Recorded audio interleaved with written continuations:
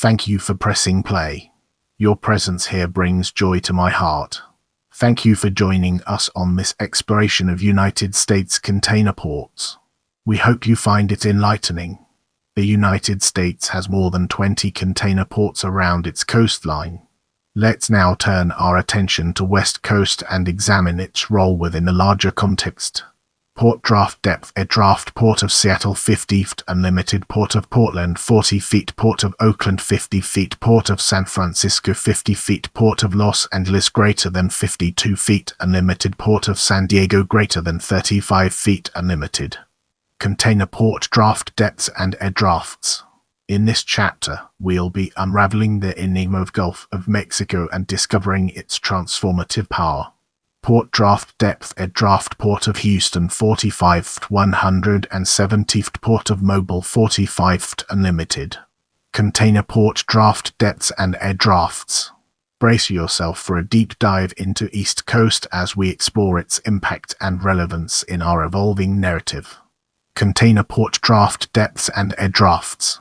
Dredging of East Coast ports are underway because of the new Panama Canal expansion and the expectation of larger container ships.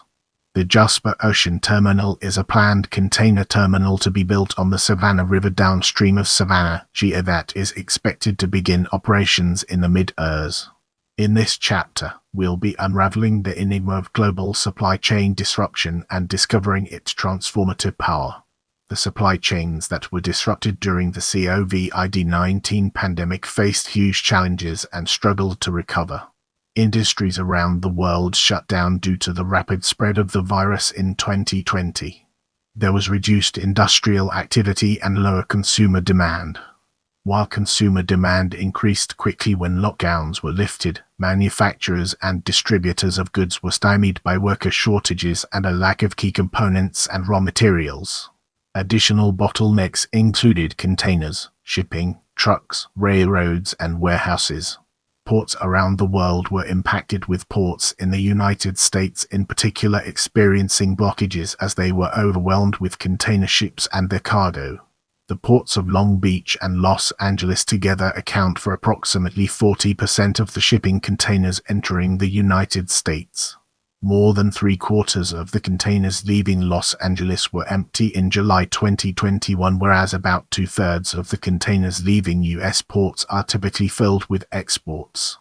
Many of containers were going back empty due to the rush by shippers to bring in imports of back-to-school supplies and fall fashions from Asia. This impacted Midwestern farmers and California almond growers who shipped to customers overseas. Shipping companies placed a lower priority on products that paid lower shipping rates, resulting in various exports being delayed. In October, there were a record number of ships at the docks of these two Los Angeles area ports, as well as a record number of ships waiting for a slip. In early November, more than 100 ships were anchored in San Pedro Bay. It was unusual for even one vessel to be waiting offshore before the coronavirus pandemic. In late 2021 and the first month of 2022, container ships have remained at American ports unloading goods for 7 days on average, 21% higher than at the start of the pandemic. The mayhem at ports and shipping yards was a key driver for rising prices, together with the market dominance of major companies. In early 2022, politicians and central bankers worked to tame inflation as businesses continued to struggle to manufacture and distribute their products. By July, the total value of trade stuck on the water off the East and West Coast ports was estimated at roughly $30 billion. Another $1.50 billion in trade was waiting for rail service at the ports of Long Beach and Los Angeles, which was 60% of all containers waiting at these ports. By September 2022, the backlog at U.S. ports decreased, partially due to slowing U.S. import volumes amid high inflation and rising interest rates. I hope you learned something new today. Let me know what you found most interesting in the comments below.